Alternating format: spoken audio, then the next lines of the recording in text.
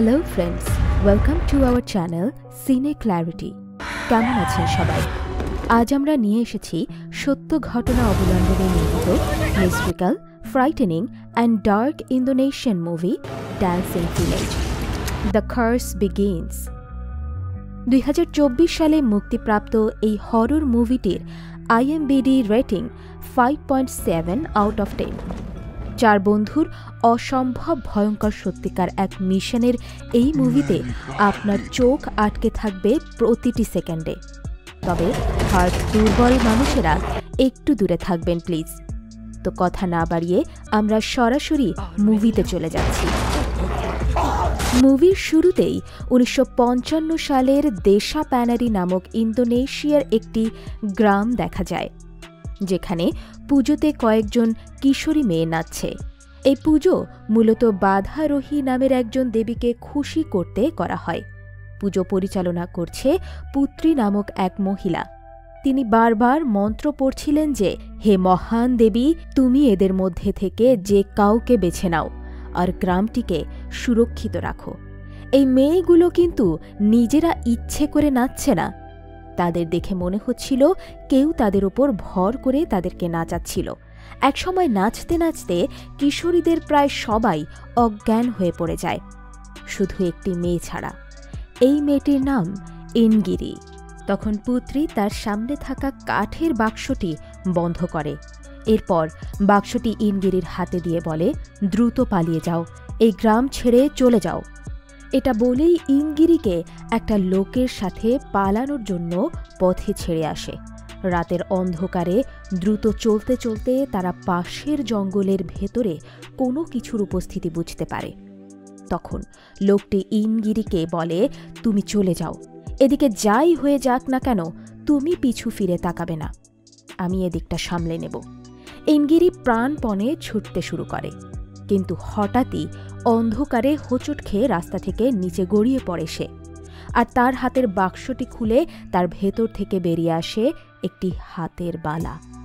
ইনগিরির বালাটি আবারও বাক্সে ভরে নেয়, আর তখনই শুনতে পায় পেছনে দাঁড়িয়ে একটা মেয়ে, যে তার হাতের বাক্সটি চাচ্ছে। কিন্তু ইনগিরি বাক্সটি হাতে জড়িয়ে আবারও দৌড়াতে শুরু করে। আর সেই অদ্ভুত মেয়েটি রাস্তায় দাঁড়িয়ে চিৎকার করে ইনগিরিকে ডেকে বলতে থাকে, আমার জিনিস আমাকে দিয়ে দাও, বালাটি দাও। এই ঘটনার 25 বছর পর, অর্থাৎ 1980 সাল, জায়া তিমুর শহরের দুটো ছেলের সাথে একটি মেয়েকে বাস থেকে নামতে দেখা যায়। মেয়েটির নাম মিলা, আর ছেলে দুজনের নাম জুডা এবং আরজা। আরজা একটা কেক বের করে মিলাকে খেতে বলে, কারণ তার দাদি বলেছে এই কেক খেলে ব্যাড লাক কেটে যায়। কিন্তু মিলার খিদে ছিল না, তাই সে পরে খাবে বলে রেখে দিতে বলে। তারা মূলত আরজার বন্ধু জিতুর কাছে এসেছে। জিতু এই বাজারে একজন মাছ ব্যবসায়ী। আরজার জুডা যখন জিতুর সাথে কথা বলছিল, তখন মিলা আনমনে কাঁচা বাজারের ভেতরে ঢুকে যায়। একটু এগোতেই সে কসাইয়ের মাংস কাটার শব্দ শুনতে পায়, আর এই শব্দ যেন বেড়েই চলেছে। মিলা শব্দ অনুসরণ করে এগিয়ে যেতে থাকে। যেতে যেতে ভেতরে একটি ঘরে গিয়ে চমকে ওঠে। সে একটা মহিলাকে ভয়ঙ্কর অবস্থায় বলতে শোনে যে, তুমি ফিরে যাও, তুমি ফিরে যাও, এই জায়গাটা খুবই বিপজ্জনক। হঠাৎই মিলার কাঁধে হাত রাখে জুডা। ব্যাস, ঘোর কেটে যায় মিলার। সেখানে কিছুই ছিল না। তবে কি মিলা এতক্ষণ ভুল দেখেছে? মিলা জুডাদের এই ব্যাপারে কিছু না বলেই সেখান থেকে বেরিয়ে যায়। এরপর তারা জিতুর সাথে বসে জিতুকে একটা গ্রামের বিশেষ কিছু ছবি দেখায়, যেমন একটা পুকুর, একটা গেট, গ্রামের একটি নর্তকী মেয়ে, এরকম বেশ কিছু স্কেচ আঁকা ছিল তাদের কাছে। জিতু গেট দেখে বলে, এরকম গেট তো অনেক গ্রামেই থাকতে পারে। তবে নর্তকীর স্কেচ দেখে সে গ্রামটিকে চিনতে পারে, কারণ ওই একটা গ্রামের কিশোরী মেয়েরাই এমন নর্তকী। তবে গ্রামটা অনেক দূরে, তাই জিতু সেখানে যাবে না। জুডা জানায় তাদের অবশ্যই সেখানে যেতে হবে, কারণ ওখানে যাওয়ার ওপর নির্ভর করছে তার আন্টির জীবন। জুডার আন্টি মানে মিলার মা। কিন্তু তবুও জিতু যেতে চায় না। তখন আরজা কিছু টাকা ধরিয়ে দেয় জিতুর হাতে। সাথে সাথে পাল্টে যায় জিতু আর হেসে বলে, তোমরা এখানেই থাকো, আমি শুধু আমার পোশাক বদলে আসি। শুরু হয়ে যায় নতুন এক মিশন। 4 জন বেরিয়ে পড়ে সেই নর্তকীদের গ্রামের উদ্দেশ্যে। পাহাড় আর জঙ্গলের ভেতর দিয়ে তাদের গাড়ি চলতে থাকে। গাড়ি থেকে নামার পর ড্রাইভারকে বিদায় দিয়ে তারা জঙ্গলের ভেতর দিয়ে সেই গ্রামের দিকে হাঁটতে শুরু করে। মিলা কেমন যেন ভাবনায় পড়ে যায়। আর যা বারবার জিতুর কাছে জানতে চায় এটা ছাড়া আর কোনো পথ আছে কিনা গ্রামে পৌঁছানোর। কিন্তু জিতুও সেরকম রাস্তা জানে না, কারণ সে নিজেও এই প্রথম এখানে এসেছে। তাই তারা জঙ্গলের ভেতর দিয়েই ব্রিজের ওপর দিয়ে চলতে থাকে। গ্রামে যাওয়ার পথেই তারা এক ধরনের পুজোর উপকরণ দেখতে পায়। কেমন অদ্ভুত রহস্যময় জঙ্গল। চলতে চলতে থেমে যায় মিলা। কেমন যেন আওয়াজ শুনতে পায় সে, আর মনে হয় জঙ্গলের ভেতরেই একটু দূরে দাঁড়িয়ে কোনো মহিলা যেন তাকে দেখছে। কিন্তু অন্যরা কিছুই শুনতে বা দেখতে পায় না। অবশেষে তারা গ্রামের সেই গেটটি খুঁজে পায়। গেটের ভেতরে যেতে মিলার মন কেমন যেন দ্বিধায় পড়ে যায়। গেট দিয়ে গ্রামে প্রবেশ করে তারা দেখে গ্রামের মেয়েরা নাচছে, আর একজন বয়স্ক মহিলা হাততালি দিয়ে অনুপ্রেরণা দিচ্ছে।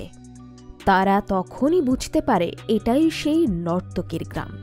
মিলা সব কিছু গভীরভাবে দেখতে থাকে। একটু এগোতেই তারা একটি মেয়েকে দেখতে পায় যে গরুকে খাবার দিচ্ছে। মেয়েটির গরুর নাম সুন্দরী। জিতু মেয়েটির কাছে জানতে চায় গ্রামের মুরব্বীর বাড়ি কোথায়। মেয়েটি জানায় এখানে আগে তারা পুত্রীকে গুরু মানত, কিন্তু সে মারা গেছে। এখন তাদের মুরব্বী হিসেবে আছেন বয়ুত। তাদের কোনো কাজ থাকলে বয়ুথের সাথে দেখা করতে হবে, তাও কয়েকদিন পর, কারণ বয়ুত কয়েকদিনের জন্য গ্রামের বাইরে গিয়েছে। আর যারা ভারী সমস্যায় পড়ে যায়, এখন তাদের কি করা উচিত?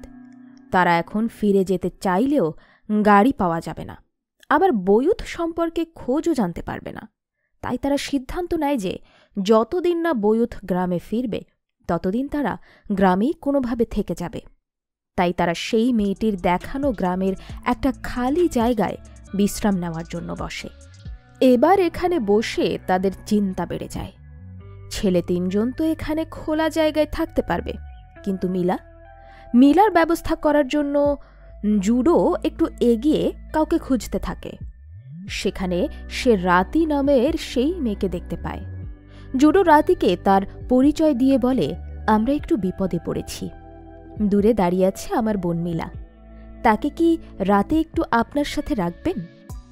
রাতি একটু ইতস্তত করছিল। তখন জুডো তাকে টাকা দিতে চাইলে রাতে টাকা নিতে অস্বীকার করে, আর মিলাকে রাতে তার সাথে রাখবে বলে আশ্বস্ত করে। রাতে তার বাড়িতে মিলাকে ঘর বুঝিয়ে দেয়। রাতি একটা দরজা দেখিয়ে বলে এই কামরাতে তার মা থাকে। তার মা অসুস্থ, তাই রাতে কোনো অস্বাভাবিক আওয়াজ পেলে মিলা যেন ভয় না পায়। মিলা ঘরে একটা ক্যালেন্ডার দেখতে পায়, তার নিচেই পুরনো একটা ছবি বাঁধাই করা। ছবিটি 2 কিশোরী মেয়ের। এদিকে রাতি মিলাকে শুকনো পরিষ্কার পোশাক দেয় চেঞ্জ করার জন্য। মিলা বাইরের রুমে থাকতে চাইলেও রাতি তার নিজের রুমেই মিলাকে ঘুমাতে বলে। মিলা রাতের প্রতি কৃতজ্ঞ। রাতে আর যারা বাইরে সেই বিশ্রামের জায়গাটিতেই শুয়েছিল, হঠাৎ তাদের হারিকেনগুলো আপনা আপনি নিভে যেতে শুরু করে, আর বাইরে দিয়ে কিছু ভয়ঙ্কর জম্বির মতো লোককে হেঁটে হেঁটে ঘুরতে দেখা যায়। একটা ভয়ঙ্কর লোক ওদের দিকেই আসতে থাকে, কিন্তু জুডো একটা হারিকেন ঝাঁকিয়ে তেল ঠিক করে দেওয়ায় হারিকেন আলো ফিরে আসে, আর তখনই তাদের দিকে এগিয়ে আসতে থাকা ভয়ঙ্কর লোকটি উধাও হয়ে যায়। জুডোদের কেউই অবশ্য এই লোকগুলোকে খেয়াল করেনি। অন্যদিকে মিলার ঘুম ভেঙে যায় মাঝরাতে। প্রচণ্ড পানি পিপাসা পেয়েছে তার। উঠে পানি খাওয়া শেষে সে পাশের কামরার দরজা খোলার আওয়াজ পায়। এই কামরাতে রাতির মা থাকে। মিলা সেদিকটায় এগিয়ে যেতেই রুমের হারিকেন বন্ধ হয়ে যায়। মিলা দেখতে পায় রাতির মা বীভৎস রূপে অসুস্থ, আর এই নিঃশব্দ নীরবতায় হঠাৎই সে একটা নারী কণ্ঠ শুনতে পায়। নারী কণ্ঠটি বলছিল, আমি তো তোমার অপেক্ষাতেই আছি, তুমি অবশেষে এলে আমার কাছে। মিলা ভয় পেয়ে খানিকটা পিছিয়ে যেতেই হারিকেনের আলো আবার জ্বলে ওঠে, আর সেই কামরার দরজাও বন্ধ হয়ে যায়। পরদিন সকালবেলা রাতি তার মায়ের জন্য খাবার তৈরি করে নিয়ে যাচ্ছিল। মিলা তখন রাতির মায়ের অসুস্থতার ব্যাপারে জিজ্ঞেস করে, কিন্তু রাতি কিছু বলার আগেই ভেতর থেকে তার মায়ের প্রচুর কাশির শব্দ শুনতে পায়। রাতি দ্রুত তার মায়ের কামরাতে গিয়ে দেরি হওয়ার জন্য মায়ের কাছে ক্ষমা চায়। রাতির ব্যবহার ছিল নমনীয়, অমায়িক। কামরার দরজা খোলা থাকায় মিলা রাতির মাকে দেখতে পায়। তার চোখ জোড়া অস্বাভাবিক লাল, মুখ দিয়ে যেন রক্ত, কেমন যেন এক বীভৎস অবস্থা। একটু পরে রাতি বেরিয়ে মিলার কাছে ক্ষমা চায়। সে তার মায়ের এরকম অবস্থা মিলাকে দেখাতে চায়নি, কিন্তু রাতিকে অবাক করে দিয়ে মিলা বলে, এটা সে নতুন দেখছে না, কারণ তার মাও এরকমই অসুস্থ, হুবহু একই ধরনের রোগে আক্রান্ত দুইজনই। এখানেই আমরা ঘটনার ফ্ল্যাশব্যাকে চলে যাই। মিলার মা রাতির মায়ের মতোই অসুস্থ হয়ে বিছানায় পড়ে আছে। চোখের পলক না ফেলে কোনো দিকে যেন ভয়ে ভয়ে তাকিয়ে থাকে। অনেক ডাক্তার দেখিয়ে কাজ হয়নি। এইবার এসেছেন এক তান্ত্রিক। তান্ত্রিক সব দেখে শুনে কয়েকটি স্কেচ দেয় মিলাকে। একটি গ্রামের গেট, পুকুর, নর্তকীদের স্কেচ, যেগুলো অনুসরণ করে মিলারা রাতিদের গ্রামে পৌঁছেছে। স্কেচগুলো দেওয়ার পর তান্ত্রিক জানায়, স্কেচের এই গ্রাম থেকে তোমার মা অন্য কারো জিনিস নিয়ে এসেছে, আর জিনিসটা তার আলমারিতে আছে। সেটা যার জিনিস তাকে ফিরিয়ে দিতে হবে। মিলা আলমারি খুলে একটা ছোট বাক্স পায়, যাতে ছিল হাতের একটি বালা।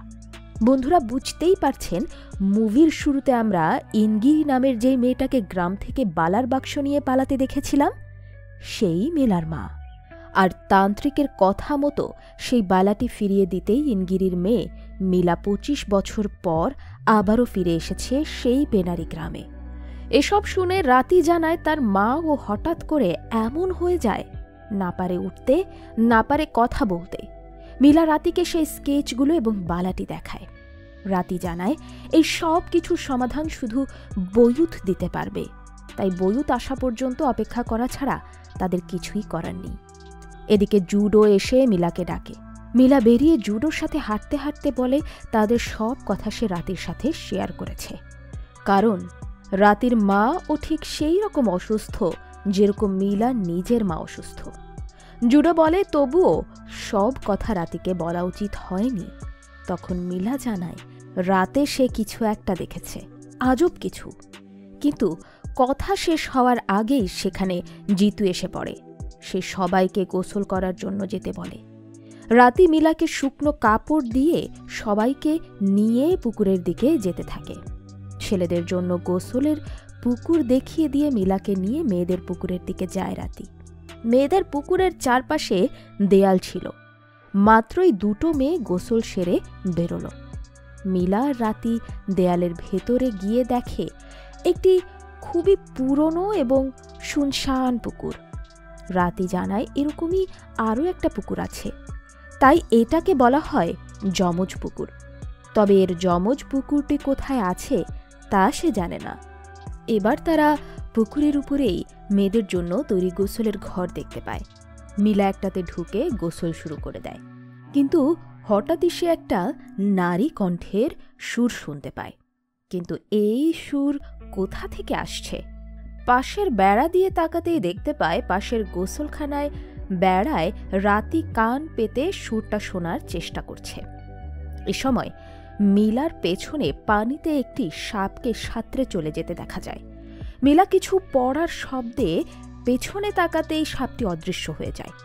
মিলা গোসল শেষে বেরিয়ে এসে রাতির দরজায় ডাকলেও রাতি কোনো সাড়া দিচ্ছিল না। হঠাৎই সে পেছনের পুকুর থেকে কাউকে তার নাম ধরে ডাকতে শোনে। তাকিয়ে দেখে রাতি অন্যদিকে মুখ করে গোসল করছে আর মিলাকে ডেকে পুকুরে নামতে বলছে। মিলা পুকুরে নেমে শুনতে পায় এই রাতি সেই সুরে গান গাইছে। রাতি এসে পেছন থেকে তার গায়ে হাত দেয়। মিলা অনেকটা ভয় পেয়ে জানতে চায় তার এই গানের মানে কি। সে জানায় এই গান কারো জীবনের গল্প, যারা তাদের জীবনের ওয়াদা ভঙ্গ করেছে। তুমি সেরকম হবে না, তুমি আমার বালাটা ফিরিয়ে দাও। ইতিমধ্যে রাতির চেহারা পরিবর্তন হয়ে দেবী বাধারোহীর রূপ ধারণ করেছে। আসলে এটা রাতিই ছিল না। হঠাৎ বাধারোহী অদৃশ্য হয়ে যায় আর মিলাকে আচমকা অদৃশ্য একটা কোনো শক্তি নিচের দিকে টানতে থাকে। মিলা যেন পুকুরে ডুবেই মারা যাবে, আর পুকুরে অসংখ্য সাপ এলো কোত্থেকে। মিলার দম বন্ধ হয়ে আসছিল। ঠিক সেই সময় কেউ তাকে টেনে উপরে তোলে। এটা ছিল রাতি। মিলা সাপ সাপ বলে চিৎকার করতে থাকে, কিন্তু রাতি কোথাও সাপ দেখতে পায় না। তবে রাতির চোখে অন্য কিছু পড়ে, যার কারণে তার চোখে মুখে ভয়ের ছাপ স্পষ্ট হয়ে ওঠে। মিলাও প্রচণ্ড ভয় পেয়েছে, তাই তারা দ্রুত বাড়ি ফিরে যায়। অন্যদিকে জুডোরা গোসল শেষে উপরের দিকে দেখতে পায় এটা আগের রাস্তা নয়, তারা তো একটা কবরস্থানের পাশে উঠে পড়েছে। তিনজনেই ভয় পেয়ে আবারও পুকুরে নামে আগের রাস্তায় ওঠার জন্য। এবার তারা খুঁজতে খুঁজতে বয়ুথের বাড়ি খুঁজে বের করে, কিন্তু ডাকাডাকিতেও ভেতর থেকে কোনো সাড়া আসছিল না। তাই তারা বন্ধ জানালা দিয়ে কোনোভাবে ভেতরে দেখার চেষ্টা করে। আর তখনই তাদের ওপর বাটাল দিয়ে মার্বেল ছুঁড়তে থাকে একটা অল্প বয়সী ছেলে। ছেলেটি তাদের চোর ভেবে একের পর এক মার্বেল ছুঁড়তে থাকে, কিন্তু যখন তার মার্বেল শেষ হয়ে যায় তখন সে একেবারে ভেজা বেড়াল হয়ে যায়। সে জানায় বয়ুথ বাড়িতে নেই, আর কবে আসবে তাও সে জানে না। এইসব শুনে জুডোরা চলে যাচ্ছিল, তখনই ছেলেটা পিছু পিছু দৌড়ে এসে বলে যে বয়ুথের সম্পর্কে কিছু বলতে চায়। বয়ুথ কোনো সাধারণ মানুষ নয়, সে তার রূপ বদলে কুকুর হতে পারে। তখন তার চোখ লাল হয়ে যায়। এ সময় সে প্রচণ্ড স্পিডে ছুটতে পারে। এসব কথায় জুডোদের কেউই পাত্তা না দিয়ে ছেলেটিকে ধমকে সরিয়ে দেয়। সেদিন রাতে রাতিদের ঘরে তারা চারজন আলোচনা করছিল। মিলা বলে সে পুকুরে অনেক সাপ দেখেছে, আর একটা অবয়ব যে পরক্ষণেই অদৃশ্য হয়ে গিয়েছিল।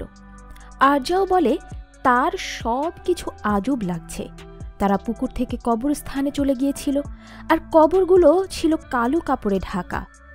তাছাড়া আজ একটা ছেলে বয়ুথের ব্যাপারে অদ্ভুত কথাবার্তা বলছিল, বয়ুথ নাকি কুকুর হতে পারে। এসব বলতে বলতেই সেখানে রাতি চলে আসায় তারা চুপ হয়ে যায়। রাত বেড়েছে, কিন্তু মিলার ঘুম আসছে না। তাই সে তার মা আর তার ওঠানো একটি ছবি দেখছিল। হঠাৎই সে পাশের রুমে শব্দ শুনতে পেয়ে সেখানে যায়। সেখানে সে দেখতে পায় রাতি মিলার সেই স্কেচগুলো দ্রুত তার ব্যাগে তুলছে। মিলাকে দেখে সে বলে এগুলো তার বেখেয়ালে পড়ে গিয়েছিল, তাই তুলে রাখছে। এটা দেখে মিলার সন্দেহ হয়, তাই সে দ্রুত সেগুলো নিয়ে গিয়ে যায়। কিন্তু হঠাৎই অদ্ভুত কিছুর আওয়াজ পেয়ে পিছিয়ে যেতে থাকে।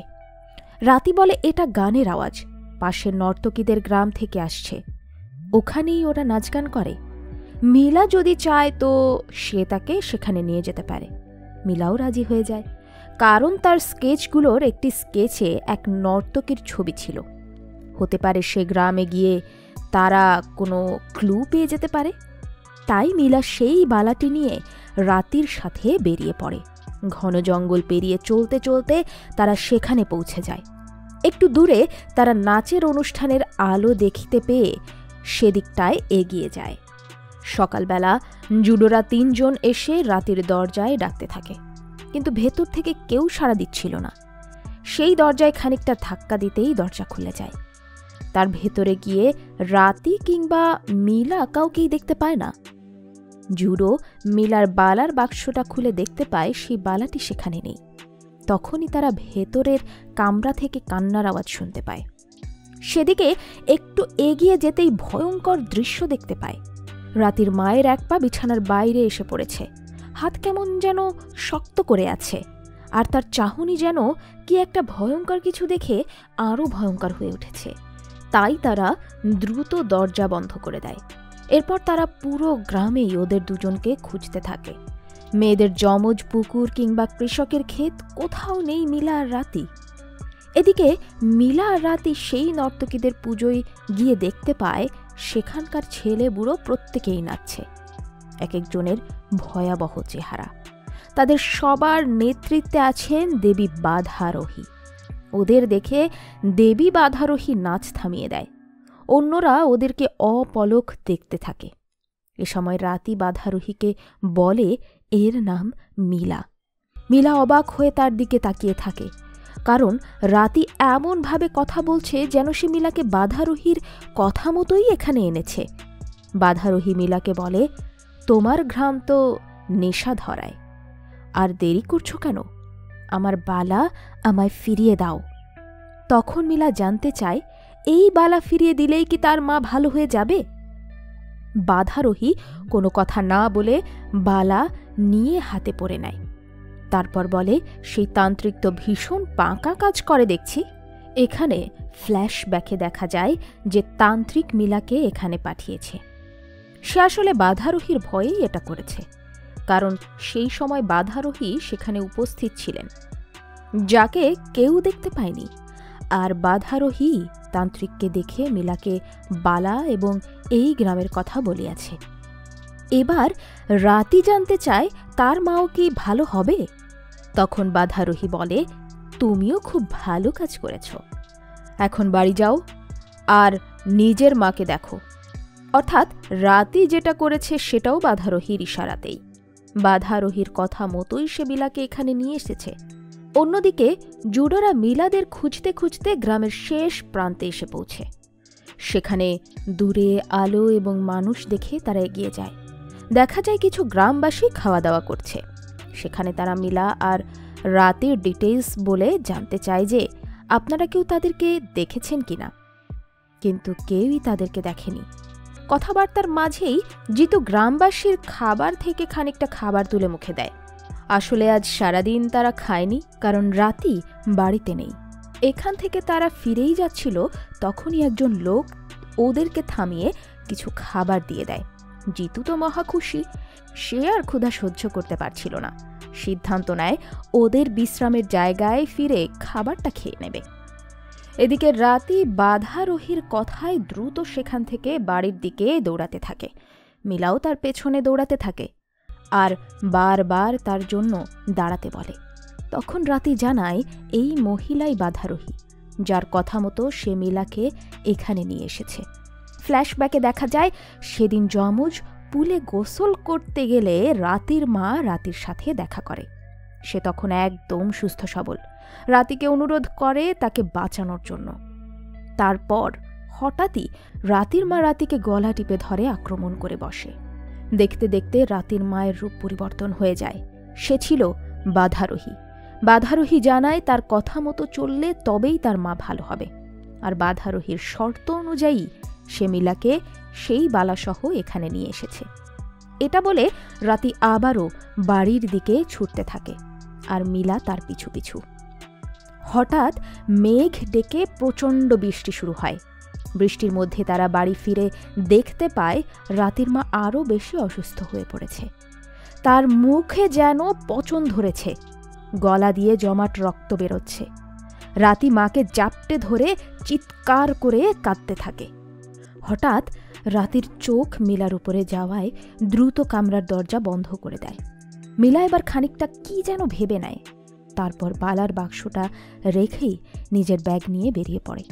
প্রচণ্ড ঝড় বৃষ্টির মধ্যেই সে চলতে শুরু করে।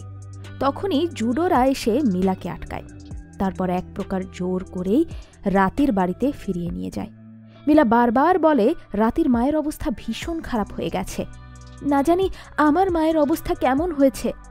আমি তাকে বিশ্বাস করে বালাটা দিয়েছি, কিন্তু আমার কেমন যেন সব কিছু ঠিকঠাক লাগছে না। তখন সবাই বলে শুধু এই বালাটা ফিরিয়ে দিতেই তাদের একদিন লাগলো। এতে মিলা অবাক হয়, কারণ সে তো রাতে গিয়ে রাতেই ফিরে এসেছে। কিন্তু আর যা জানায় ইতোমধ্যেই একটি দিনও পার হয়ে গেছে। তাদের হিসেব যেন মিলছিল না। মিলা সব শুনে শুধু তার মাকে দেখার জন্য উদ্বিগ্ন হয়ে পড়ে। কিন্তু এত রাতে এখান থেকে কোনো গাড়ি তো পাওয়া যাবে না, তাই তারা রাতটা সেখানেই কাটানোর সিদ্ধান্ত নেয়। এবার গ্রামবাসীর থেকে আনা সেই খাবারের পোটলাটা খোলে, সঙ্গে সঙ্গে বীভৎস গন্ধে ভরে ওঠে পুরো ঘর। পাতার ভেতরে ছিল একটা আস্ত পোড়া বানর। সকলে যেন বমি করে ফেলবে।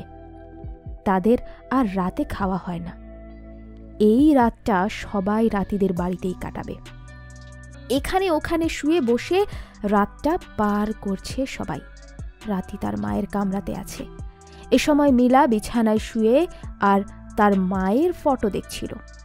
হঠাৎ সে খেয়াল করে এটা তার নিজের বাড়ি, নিজের বিছানা। তার মা এসে তাকে ডাকতে থাকে। মিলা তো অবাক হয়ে যায়। একদম সুস্থ সবল তার মা। মিলার প্রিয় খাবার তৈরি করে সে খাওয়ার জন্য ডাকছে, কিন্তু মিলা বলে সে পরে খাবে, আগে মায়ের বুকে একটু শুয়ে থাকবে। মাকে সাথে নিয়ে শুতেই সে খেয়াল করে এতক্ষণ যা হয়েছে সব তার কল্পনা। আসলে সে রাতির ঘরেই আছে। মিলা ধর্মরিয়ে বিছানায় উঠে বসতেই শুনতে পায় কেউ যেন তার নাম ধরে ডাকছে। মিলা আস্তে আস্তে বসার ঘরে চলে আসে। সেখানে সবাই এলোপাথারি ঘুমিয়ে আছে। আস্তে আস্তে সব আলো বন্ধ হয়ে যায়, আর মিষ্টি কণ্ঠস্বরটা কেমন যেন ভয়ঙ্কর হয়ে যায়। হঠাৎই মিলা দেখতে পায় তার অসুস্থ মা তার কাছে। তার মুখে হাত বুলিয়ে বলছে, আমাকে বাঁচাতে হবে না মা, তুমি নিজেকে বাঁচিয়ে এখান থেকে ফিরে যাও। ওই বাধারোহী কোনো সাধারণ মানুষ না, ও তোমাকে শেষ করে দেবে, তুমি বাড়ি ফিরে যাও। এবার মিলা মা বলে ডাকতে ডাকতে খেয়াল করে এটা তার মা নয়, বরং রাতির মা। এরপর যা ঘটে তার জন্য মিলা প্রস্তুত ছিল না। হঠাৎ যেন রাতির মা ঝাঁকুনি দিয়ে শক্ত হয়ে ওঠে।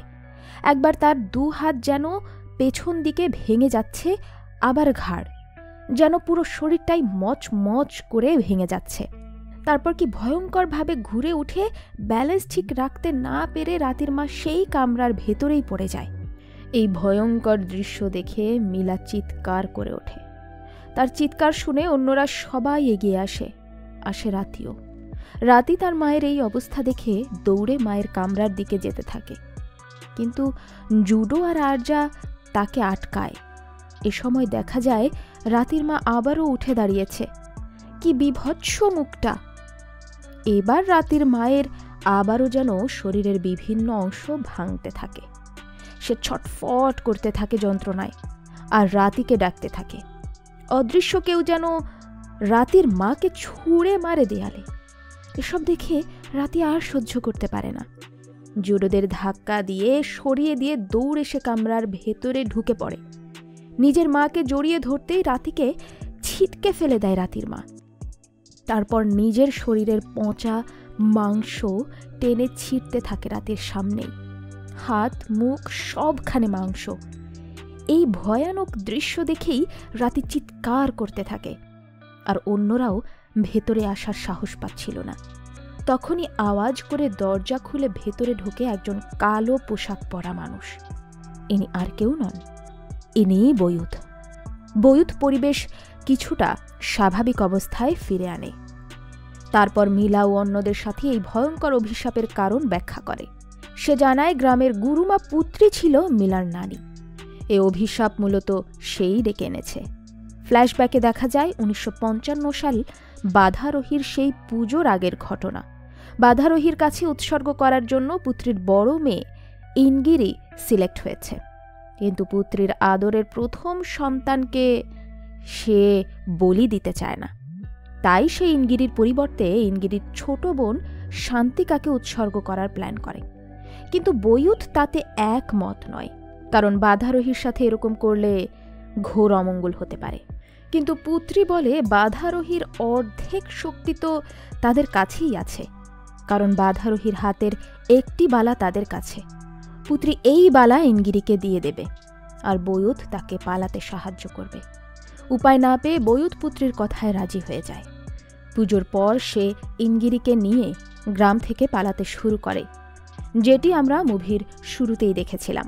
কিন্তু বাধারোহীর অভিশাপ সেদিন থেকেই শুরু হয়েছিল। ইনগিরি বালা নিয়ে গ্রাম থেকে চলে গেলেও ইনগিরির বোন শান্তিকার মৃত্যু সেই দিনই ভয়ঙ্করভাবে হয়ে যায়। মৃত্যুর পর তার চোখ মুখ দিয়ে রক্ত বেরোতে থাকে। আর কিছুদিন আগে অর্থাৎ 1980 সালেই মৃত্যু হয় গুরুমা পুত্রীর। সেই একই রকম মৃত্যু, তবে এবার বাধারোহীর অভিশাপ মিলার মা ইনগিরির উপর। ইনগিরির অবস্থা ভালো নয়। বয়ুত এখন তাকে দেখেই আসলো। এখন বাধারোহী এই জঙ্গলে আটকে আছে। যদি সে বালাটি পায় তাহলে একেবারে মুক্ত হয়ে যাবে, আর সে হয়ে উঠবে ভীষণ ভয়ঙ্কর। পুরো গ্রাম সে ধ্বংস করে দেবে। এই সব কিছু শুনে রাতি বলে সব দোষ তার নিজের। সেই সবচেয়ে বড় ভুল করেছে মিলাকে দিয়ে বালাটা ফেরত দিয়ে। সে তো ভেবেছিল তার মা ঠিক হয়ে যাবে। এটা বলে রাতি অঝরে কাঁদতে থাকে। এখন আমার মায়ের কি হবে? প্রচণ্ড বৃষ্টির মধ্যেই বয়ুত কোথায় যেন একটা কালো মোরগ জবাই করে নিয়ে আসে। ঘরে ফিরে সে সবাইকে বলে দেয় যত যাই হোক তারা কেউ যেন দরজা না খোলে, বাইরে থেকে কেউ যেন ভেতরে না আসতে পারে। এটা বলে সে রাতের মায়ের কামরাতে যায়। মাঝরাতে জুডোর ঘুম ভেঙে গেলে সে শুনতে পায় বাইরে থেকে কেউ দরজায় টোকা দিচ্ছে। জুডো দরজা খুলতেই যাচ্ছিল, কিন্তু বয়ুত এসে তাকে নিষেধ করে। তারপর বয়ুত নিজে দরজা খুলে বাইরে যায়। বাইরে তার জন্য এক ভয়ঙ্কর দৃশ্য অপেক্ষা করছিল। অনেকগুলো মানুষ জম্বির মতো জীবন্ত প্রাণী চিবিয়ে খাচ্ছে। পরদিন সকালে রাতি চিৎকার করে কাঁদতে থাকে। তার প্রিয় গরুটিকে রাতে কি যেন খুবলে খুবলে খেয়েছে। গ্রামের প্রত্যেক বাড়িতেই এরকম ঘটেছে। গরু, ছাগল, মুরগি সব কিছুকেই ক্ষত বিক্ষত করে খেয়ে ফেলেছে। এমনকি গ্রামের সব ক্ষেতের ফসল নষ্ট করে ফেলেছে। পুরো গ্রাম যেন হাহাকার লেগে গেছে। বয়ুত চলে যায় সেই যমজ পুকুরে। সেখানে কোনো পানি ছিল না, শুধুই সাপ। এসব দেখে জুডোরা ভয় পেয়ে যায়। তারা নিজেদের ব্যাগ গুছিয়ে নেয় বাড়ি ফেরার জন্য। কিন্তু মিলা যেন অন্য কিছু ভেবে রেখেছে। বয়ুত গ্রামের সব মেয়েদের মধ্যে থেকে পুজোর জন্য নর্তকী মেয়ে যাচাই করছিল। সে সবাইকে এক ধরনের কফি খাইয়ে তার স্বাদ জানতে চাচ্ছিল, কিন্তু বিশ্রী স্বাদের জন্য কেউ এটা খেতে পারে না। শুধু রাতি বলে কফি মিষ্টি লাগছে। এটা দেখে মিলা গিয়ে পরীক্ষা করে, তার কাছেও কফি মিষ্টি মনে হয়। তাই বয়ুত মিলা আর রাতিকে যাচাই করে। জুডো মিলাকে এটা করতে দিতে চাচ্ছিল না, কারণ সে মিলাকে নিয়ে বাড়ি ফিরতে চায়। কিন্তু মিলা তার সিদ্ধান্তে অটল। রাতেও এটা নিয়ে তাদের মাঝে কথা কাটাকাটি হয়। জুডো বলে মিলা ওখানে থেকে ভালোভাবে ফিরতে পারবে, এটার কি গ্যারান্টি আছে? কিন্তু মিলা রেগে বলে এটা ছাড়া তার কাছে আর কোনো পথ নেই। তবুও যদি তার মা ভালো হয়, আর এই নর্তকীদের একজনই পারবে পুরো গ্রামকে মৃত্যুর হাত থেকে রক্ষা করতে। এটা বলে সে সেখান থেকে চলে যায়। পরদিন বাছাইকৃত সকল মেয়েকে পুজোর জন্য প্রস্তুত করা হয়। বিভিন্ন নিয়মকানুন মেনে প্রত্যেককেই সাদা কাপড় দিয়ে ঢেকে গ্রামের বাইরে পাঠিয়ে দেওয়া হবে। এ সময় প্রত্যেক গ্রামবাসী তাদের ঘরের দরজা জানালা বন্ধ করে ভেতরে যেতে থাকে, কারণ পুকুরের সব সাপ তখন গ্রামের ভেতরে চলে এসেছে। তবে গ্রামের সেই গেটের কাছে গিয়েও জুডো মিলার হাত টেনে ধরে, বারবার অনুরোধ করে বাড়ি ফেরার জন্য, কিন্তু মিলা চলে যায়। গ্রামের বাইরে নিয়ে যাওয়ার পর সকল নর্তকীকে গুহার ভেতর থেকে গোসল করিয়ে পুজোর জায়গায় আনা হয়। সেখানে মিলা জানায় সে তো পুজোর নৃত্য জানে না। তখন তাকে জানায় যে নৃত্য জানতে হবে না, সঙ্গীত শুরু হলেই এমনিই সবাই নাচবে। এটা বলে পানের মতো কিছু একটা খাওয়ানো হয় তাকে। একটু পরেই শুরু হয় সঙ্গীত।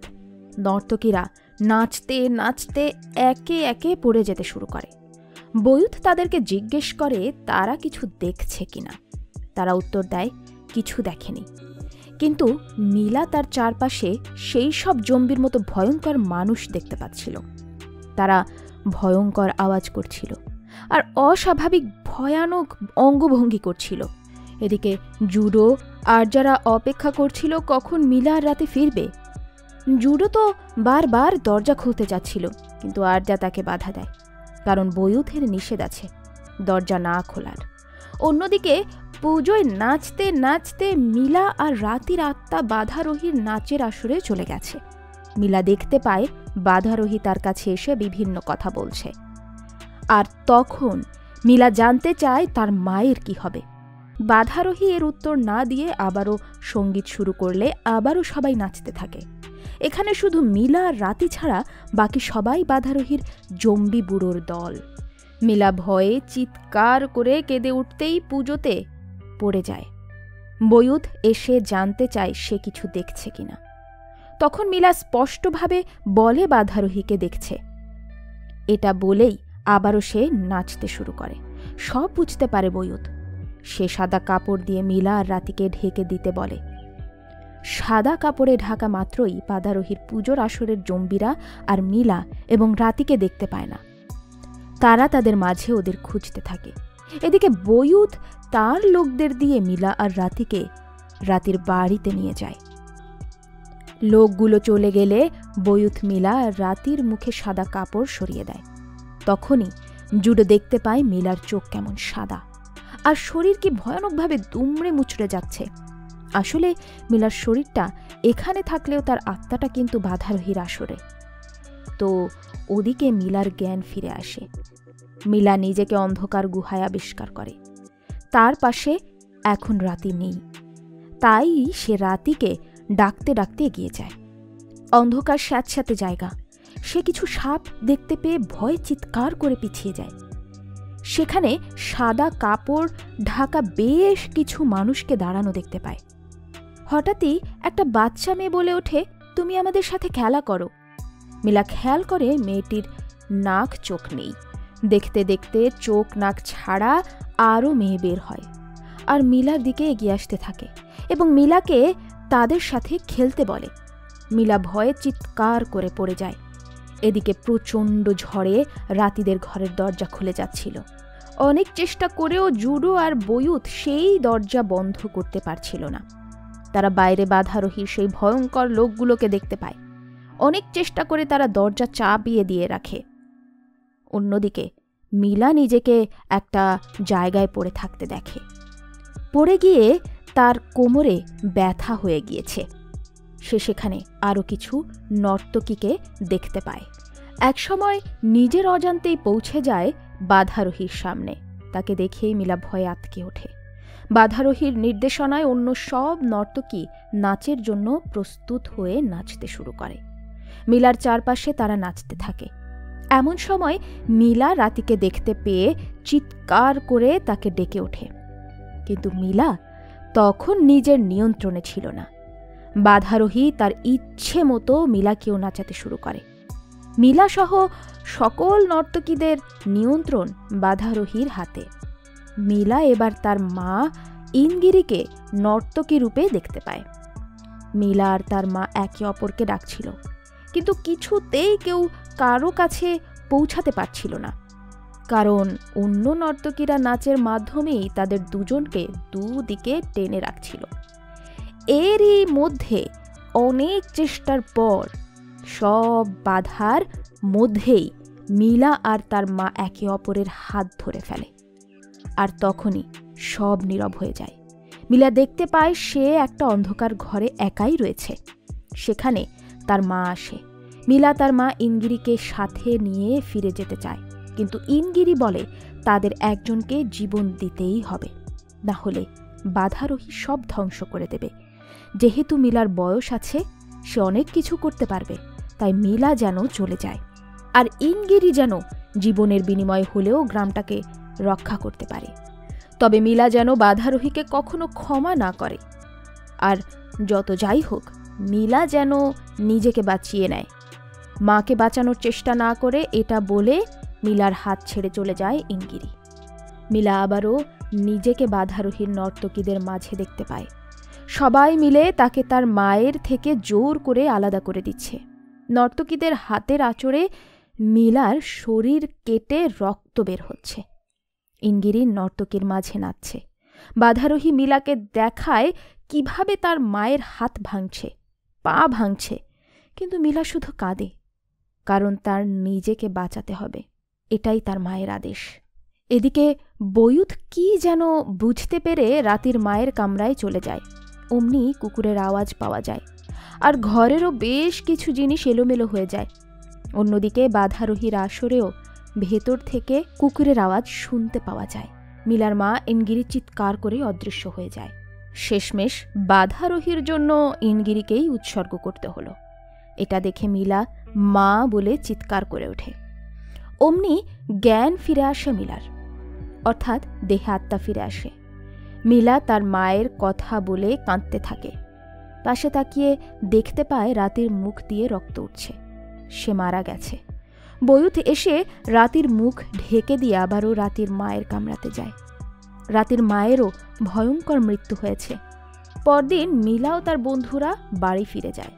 গ্রামটি মিলার জন্য ধ্বংস হওয়ার থেকে বেঁচে গিয়েছে, তাই বয়ুত কৃতজ্ঞতা জানায়।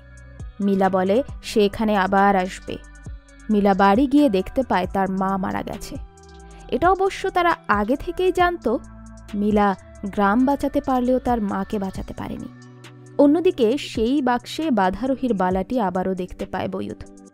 রাতি আর তার মাকে কবর দিতে গিয়ে বলে ওঠে, বাধারোহীর শিকার এবারও পূর্ণ হয়নি। আর এখানেই রহস্যের মাঝেই শেষ হয় ইন্দোনেশিয়ার best horror movie dancing village. The curse begins. বাধারোহীর অভিশাপ হয়তো সে গ্রামে এখনও রয়েছে। তো বন্ধুরা, কেমন লাগলো এই মুভিটি? ভালো মন্দ যেমনই লাগুক, প্লিজ কমেন্ট বক্সে তা জানিয়ে দেবেন। আর ভালো লাগলে লাইক দিয়ে আপনার বন্ধুদের দেখার সুযোগ করে দিতে তাদেরকে শেয়ার করে দেবেন। খুব শীঘ্রই আমরা নিয়ে আসব আরও কিছু যাচাই করা হরর মিস্ট্রি মুভি। ততক্ষণ আমাদের চ্যানেলটি সাবস্ক্রাইব করে আমাদের পাশেই থাকুন। তবে আপনিও আপনার পছন্দের মুভির নাম জানিয়ে দিতে পারেন, কারণ আপনাদের লাইক, কমেন্ট, শেয়ারই আমাদের কাজের অনুপ্রেরণা। Thank you so much for watching this video.